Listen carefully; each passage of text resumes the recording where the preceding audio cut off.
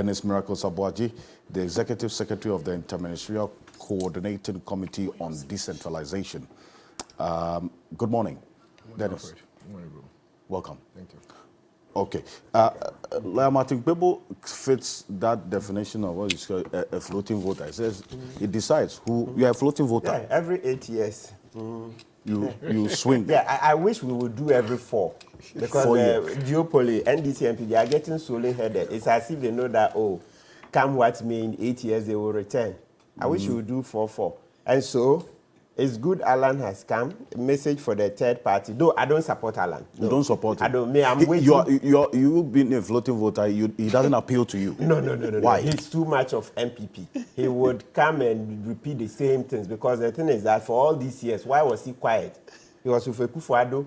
He kept quiet. You see, he didn't even, and I expect that where he sits, when he saw that the ship was sinking, he couldn't even leave early. He sat there, everything. So he was part of the problems. Alan doesn't appeal to me. No, to be very honest, there's no way I can give Alan my vote. No, it's not. I'm waiting, as I keep telling you, I'm waiting for the churches, the CSOs, and TUC to come up with a candidate. And why do you think their candidate would appeal to you? I mean, because we are looking for anything other than NDC and NPP will do. Yeah. So anybody who comes out of their fold to contest as an independent candidate, oh no, you will not. There's no way. There's no way I'll vote for anybody. It's deeply embedded within NDC or NPP. TUC has to rise up. You see, in the 70s there was TUC formed a party, then it collapsed, right? It doesn't mean they cannot try again. Doc, I'm sure you are the professors. Yeah, TUC had a party in the 70s. It collapsed. They should try again. They were intimidated by the government. So they bring the army to come and cordon off. Excellent. But you see, in the UK, it worked. The Labour Party, it's not the Labour people who formed the basis. Yes. So you see, the thing is that we are not reading enough history. There isn't enough time to go into all of this. Let's go into our history.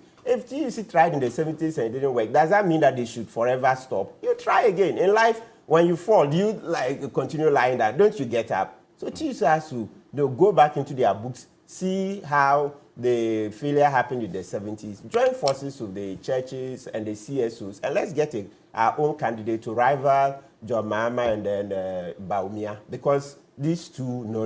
We've seen how they've dealt with us in the past. You see the current economic situation. We are suffering. The Akufo-Addo himself, thankfully, now he's admitted that he's not up to it. That's how come, by the way, I keep saying that the Constitution says in Article 60, Clause 13, that if he and Bawumia go today, we'll have elections in the next 3 months, and so we should do it. So once he is admitted that he can no longer do the job, and we've seen Mahama, he came and did, Honorable Dafia Mekwenko, they came and did their bit. It didn't take us too far. The best is for us to try something else. So the whole thing is that TUC, the churches, the Duncan Williams, the Catholic Bishops Conference, Matthew Jemfi, Palmer Baki, all those people, they should come together. Chief Imam, Sheikh Nur Shabutu, of course. I know Chief Imam is very old now, so but he has a system. They should come together. We can get a candidate. You see in Benin, an independent one. Yes. In Benin, it happened. It happened, and then today I disagree with my good friend, Professor Asante. Yes, he thinks it will never happen. But if you read U.S. history and the British history, you see that, I mean, it happened that you don't have these Republicans and so let's say U.S., the Republicans and the Democrats you see today. No, at independence, they weren't the people in charge. You had the Federalist Party in the U.S. The Federalists were in charge for about the first 12 years.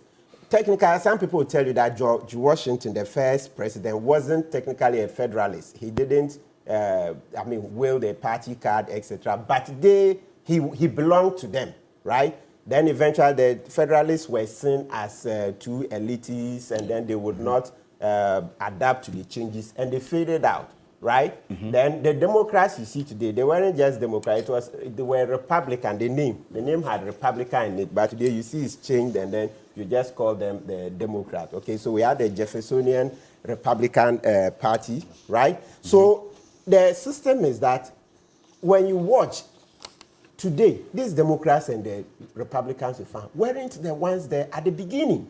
So what convinces you that in Ghana, for us, once we started with CPP and UGCC, it will forever remain the same? No, young people are very disenchanted now.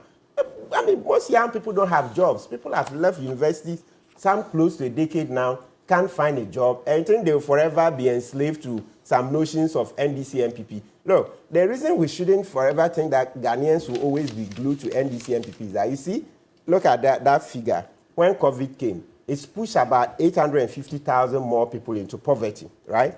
Every day, President Kufuor eats 885,000, 885,000, right? People pushed into poverty.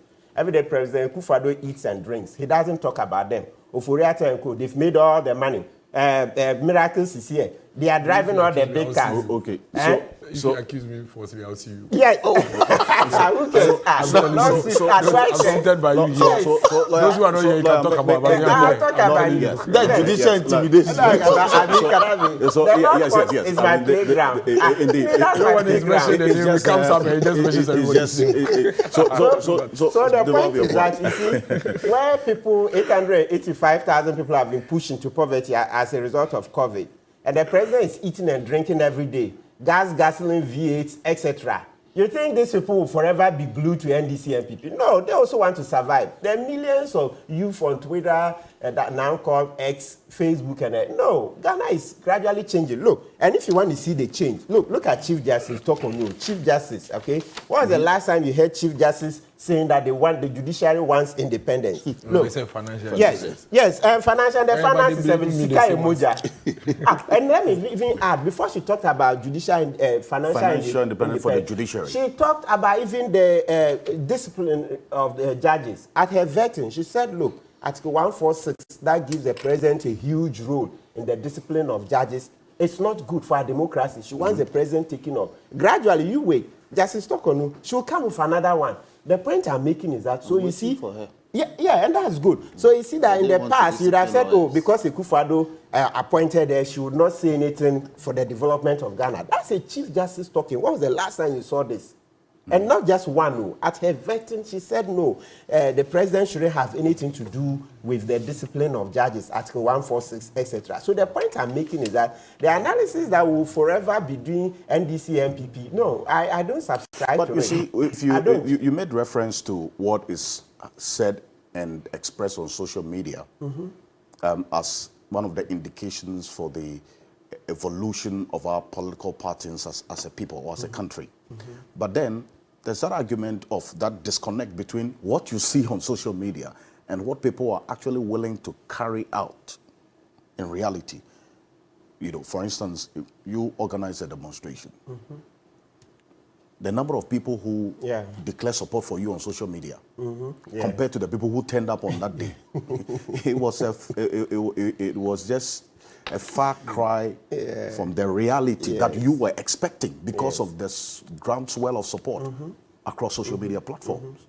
How about that? It's making reference to that, at least will make your analogy questionable, to say the least. Oh, very, very much so. I know there's that angle that, sometimes what people express is not what they actually carry out, right? Yes, it's true, but I'm saying that we are changing, we are evolving, you see? And sometimes the change may be incremental. You may not just see it as, boom, transformative change. No, sometimes it's incremental. That's why I've made a reference to the Chief Justice. Boom is copyrighted, right? though. Boom is copyrighted. Okay, all right, then I'll pay some royalties, right? Yes, so it's incremental, but you don't know when it will just fast forward and then we get it. Yes, so I reckon that young people, but you see, when you say what people say on social media doesn't necessarily reflect, don't also forget that in the 2020 elections, I remember pundits, very seasoned pundits, I don't remember Dr. Asa Santi's predictions, but I remember very seasoned pundits who said NDC couldn't have had more than 38%. I don't want to mention their names, so let's focus on the argument. And I said, look, I'm not a seasoned politician. Political strategist, but I've always known that NDC MPP, they lie somewhere around 45%. But those days when we sat on the, on set, people said, no, NDC can't make more than 38%. The point I'm making is that you see that, what didn't we see? We thought we had buried John Mahama. Yeah, this man rose and made about 47%. I think that's a joke. So sometimes, you may think, what they say will not come to fruition. So what I'm saying is that just like in the 2020 elections, people who knew something said NDC couldn't have made more than 38%. The man, John Mahama, made about 47%. So what do we say to that? So it's not all the time that you'll find that people may express support, but they don't end up voting for you, or they don't end up supporting when it comes to the ground. Sometimes they do. And for me, the 2020 election was an eye-opener for me. I couldn't believe it. I thought, oh, he was going to make about 45. The man went to about 47. And that's a huge change. So the fact that in the past... Permit me to butt in. The election was, the research that we did, these are the figures. The national average for NDC is 48.96%. And that of MPP is 46.58%. Other parties, 4.4%. Wow. Okay. All right. So if you say that, then you are not in line with the data. I'm talking about 2020 yes. before the election. Yes. And so yours was at 48. Yes, that's what But No, I heard people. No, what you are saying is so anybody who put NDC or NDC below 40, you are not talking about the data on the ground. Excellent. Yes. This is the work that we did. So from 1992 up to the 20 election. We did it here, election year. Yes, but where I sat that time, I was on a different station. They said, no, 38%. Professors, so people who have been in this space, NDC will not make 38%. And posters. Yes, exactly. They will make more than 38. They will make and the people make about 10% more. Okay. So sometimes what do you call it? The so-called Twitter and the Facebook posturing may not be the whole picture. That's the whole point that I'm making. Right. That's the whole point that I'm making. Great stuff. Kpebu, thank you. And Professor Entry, when I spoke to the former President John Agyekum Kufuor months ago, he made reference to the deepening factions within the party. That's the NPP. We played a bit of that, and as we go on, we'll just play it in and put the issues that he raised in context. The specific issues that he raised last year when I spoke to him about the deepening factions within the party.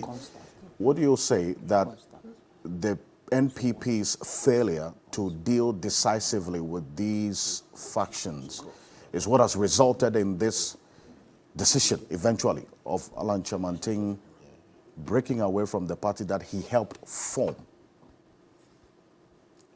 To a large extent, I would say so, because the question everybody is asking is, where are the elders of NPP?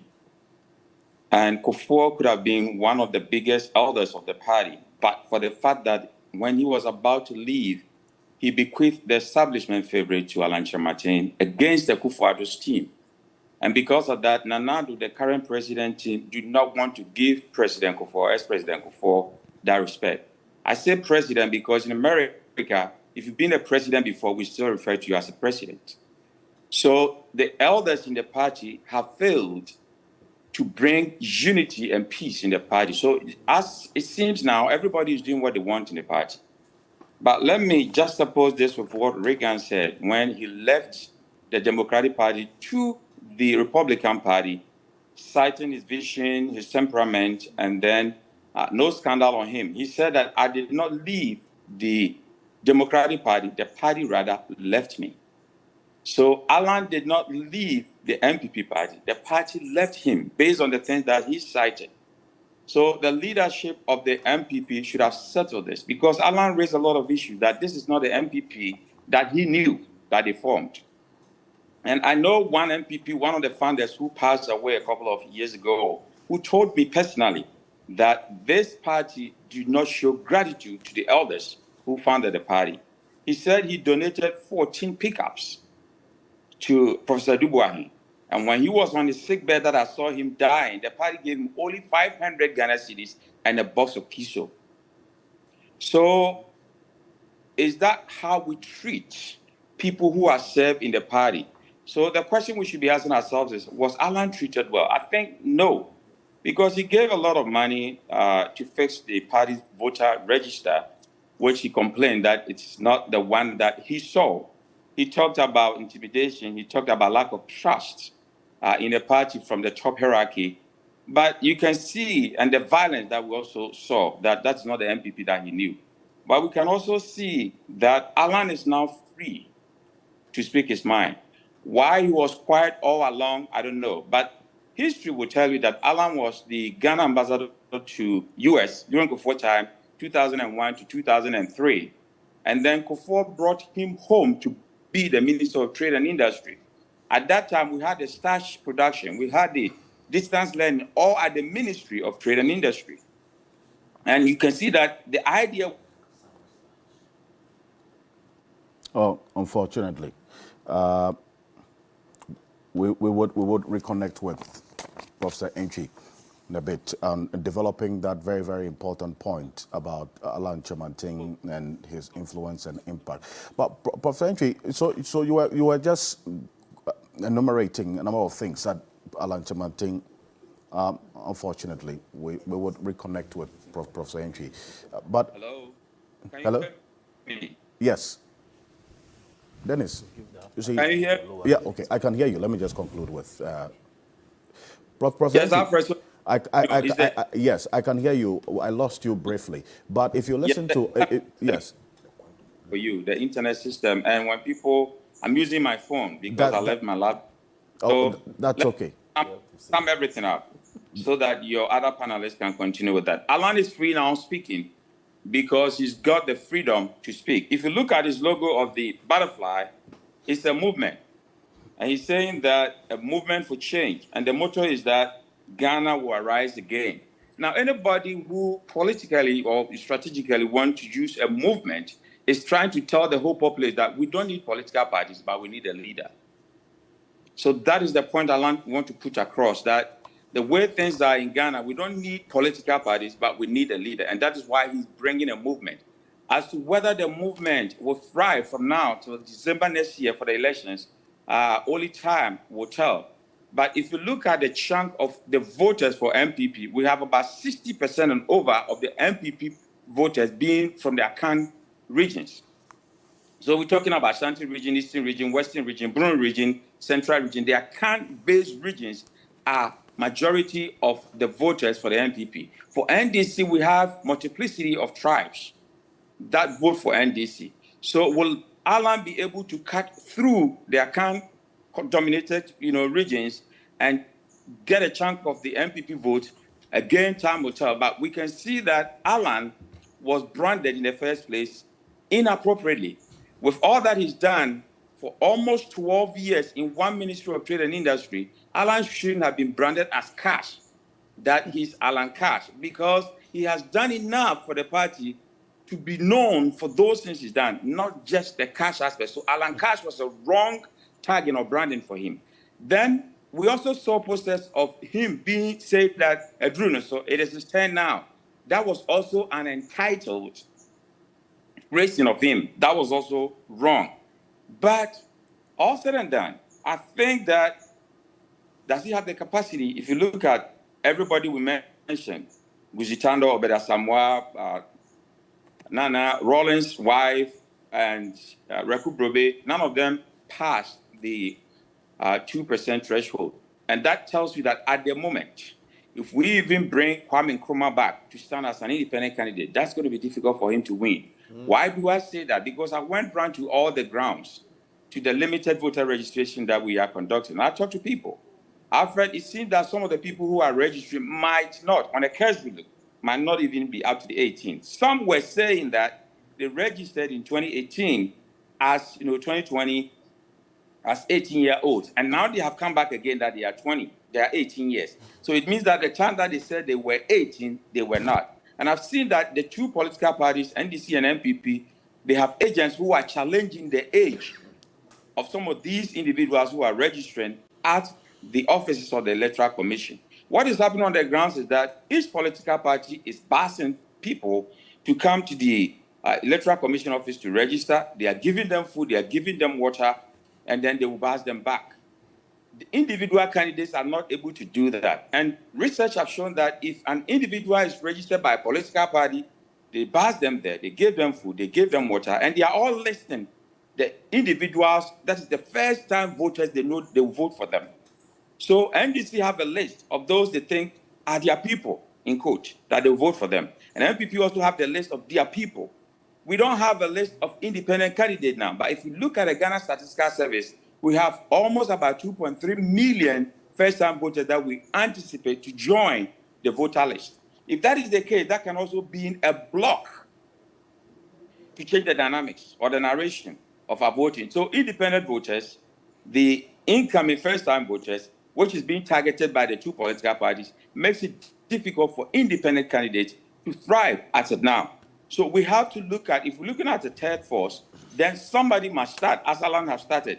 But I can confidently say that if you look at everybody contesting as an independent candidate, but Prof. Senchi, so if you talk about Alan Kyerematen not being treated well, as was expected, exactly what do you mean? Because you make reference to that the Drew also message, which you say was wrong in the first place. And if you listen to the persons around him, they say that to the extent that the promise was made to him by the current president on a platform that after me you are coming.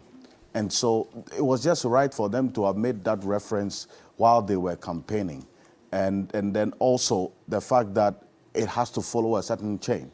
Did the evolution of the politics in the NPP really give credence to this promise? Or you would say Alan was just in a fool's paradise, thinking that this promise would automatically be fulfilled? Exactly, Alfred. I don't know if you believe in most of the promises of Ghanaian politicians. I don't know if you believe in that. But let me make this clear to NPP supporters that politics is moment. I'm going to repeat this. Politics is moment. So when the moment brings somebody, it is not those who have been there long that politics bring to power. Look at Obama. Look at Donald Trump. It is the moment that brings a leader. It is not those who have been there longer. So NPP tradition will create that problem. The moment brings a leader. And if Alan believed that promise at that time, that is wrong. Because when he was even Minister of Trade and Industry, the two deputies around him were spies on him by Nana Addo. Every individual in NPP who was tagged as Alan wasn't given a position in NPP's time, in Akufo-Addo's time. So what was he thinking? At cabinet, he was there alone. Okay. He was a lone ranger because everybody in the cabinet was appointed by Nana Addo. So what was he thinking? Well, there were ministers of state who were also with Alan Kyerematen.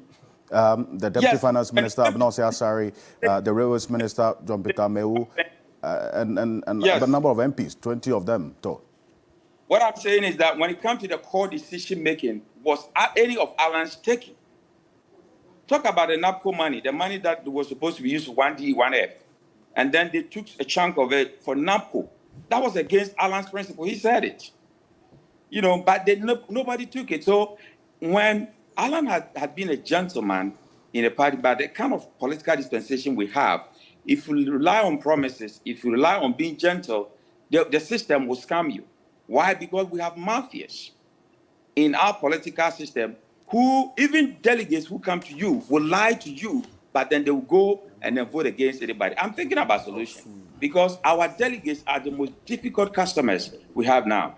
And the choices that they make could be right or could be wrong, but only time tells. Today, I'm using only time tells because we'll make decisions, but in the end, time will tell whether the decision was right or wrong. So if Alan believed in that promise at that time, that when Nana Addo leaves, he will bequeath power to him, then he reasoned wrongly because that was a thinking error.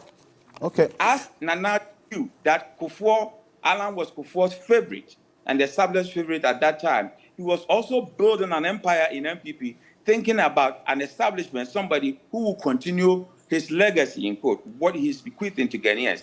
And Bawumia fit into that perfectly well. All right. If you look at, I'm going to end this way. If you look at the Darwin's actual theory, the word fit is used in terms of ecological niche. So if you look at Akufo-Addo's vision and mission and his ecological niche, Bawumia fit for him than Alan.